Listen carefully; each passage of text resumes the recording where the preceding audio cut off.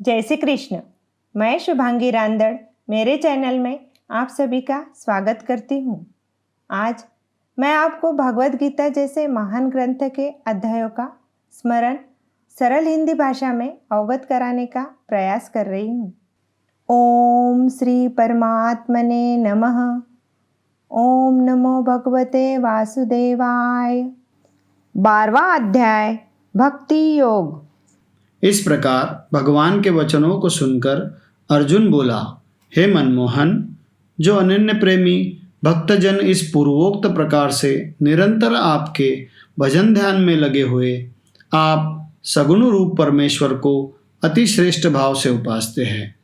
और जो अविनाशी सच्चिदानंद घन निराकार को ही उपासते हैं, उन दोनों प्रकार के भक्तों में अति उत्तम योगवेत्ता कौन है? इस प्रकार अर्जुन के पूछने पर श्री कृष्ण भगवान बोले, हे अर्जुन, मेरे में मन को एकाग्र करके निरंतर मेरे भजन ध्यान में लगे हुए जो भक्तजन अतिशय श्रेष्ठ श्रद्धा से युक्त हुए मुझ सगुण रूप परमेश्वर को भजते हैं, वे मेरे को योगियों में भी अति उत्तम योगी मान्य है, अर्थात उनको मैं अति श्रेष्ठ मानता हूँ। और जो पुरुष इंद्रियों के समुदाय को अच्छी प्रकार वश में करके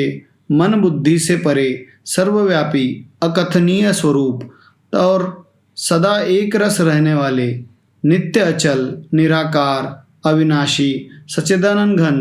ब्रह्म को निरंतर एक ही भाव से ध्यान करते हुए उपासते हैं, वे संपूर्ण भूतों के हित में रत हुए और सब में समान भाव वाले योगी भी मेरे को ही प्राप्त होते हैं। किंतु उन सच्चिदानंद घन निराकार ब्रह्म में आसक्त हुए चित्त वाले पुरुषों के साधन में क्लेश अर्थात परिश्रम विशेष है, क्योंकि देहाभिमानियों से अव्यक्त विषयक गति दुख पूर्वक प्राप्त हो जाती है, अर्थात जब तक शरीर में अभिमान रहता है तब तक शुद्ध सच्चिदानंद घन निराकार ब्रह्म में स्थिति होनी कठिन है। और जो मेरे पारायण हुए भक्तजन संपूर्ण कर्मों को मेरे में अर्पण करके मुझ सगुण रूप परमेश्वर को ही तैल धारा के सदृश अनन्य ध्यान योग से निरंतर चिंतन करते हुए भजते हैं, हे अर्जुन, उन मेरे में चित्त को लगाने वाले प्रेमी भक्तों का मैं शीघ्र ही मृत्यु रूप संसार समुद्र से उद्धार करने वाला होता हूँ। इसलिए हे अर्जुन, तू मेरे में मन को लगा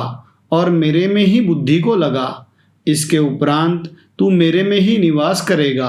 अर्थात मेरे को ही प्राप्त होगा। इसमें कुछ भी संशय नहीं है। यदि तू मन को मेरे में अचल स्थापन करने के लिए समर्थ नहीं है तो हे अर्जुन, अभ्यास रूप योग के द्वारा मेरे को प्राप्त होने के लिए इच्छा कर। यदि तू ऊपर कहे हुए अभ्यास में भी असमर्थ है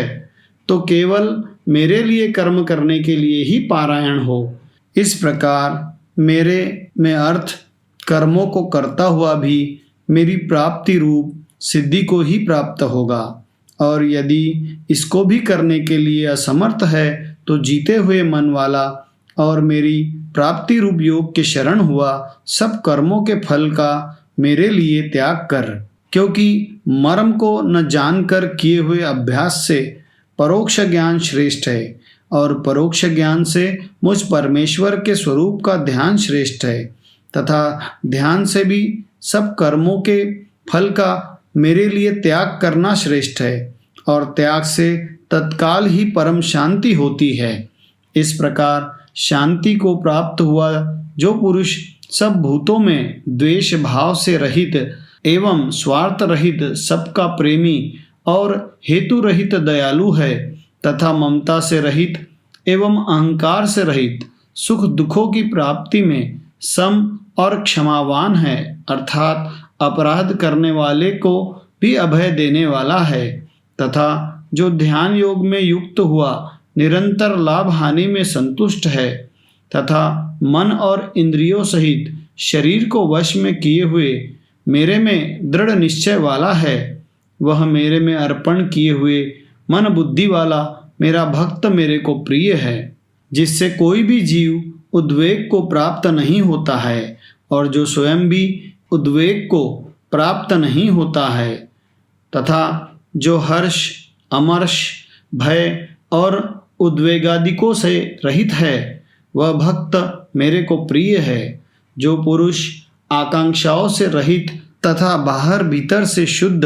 और चतुर है, अर्थात जिस काम के लिए आया था उसको पूरा कर चुका है एवं पक्षपात से रहित और दुखों से छूटा हुआ है, वह सर्व आरंभों का त्यागी अर्थात मन, वाणी और शरीर द्वारा प्रारब्ध से होने वाले संपूर्ण स्वाभाविक कर्मों में कर्तापन के अभिमान का त्यागी मेरा भक्त मेरे को प्रिय है। जो न कभी हर्षित होता है, न द्वेष करता है, न सोच करता है, न कामना करता है,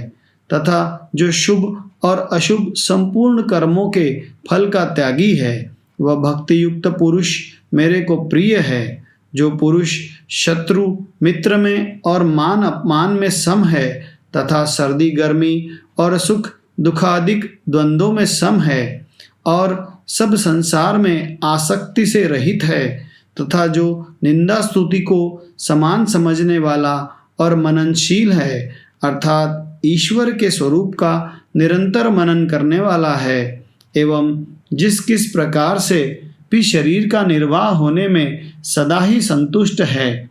और रहने के स्थान में ममता से रहित है, वह स्थिर बुद्धि वाला भक्तिमान पुरुष मेरे को प्रिय है। और जो मेरे पारायण हुए अर्थात मेरे को परम आश्रय और परम गति एवं सबका आत्मरूप और सबसे परे परम पूज्य समझकर विशुद्ध प्रेम से मेरी प्राप्ति के लिए तत्पर हुए श्रद्धा युक्त पुरुष उस ऊपर कहे हुए धर्ममय अमृत को निष्काम भाव से सेवन करते हैं, वे भक्त मेरे को अतिशय प्रिय है। इति श्रीमद् भागवत गीता रूपी उपनिषद एवं ब्रह्म विद्या तथा योग शास्त्र विषयक श्री कृष्ण और अर्जुन के संवाद में भक्ति योग नामक 12वां अध्याय यहाँ समाप्त होता है। जय श्री कृष्ण।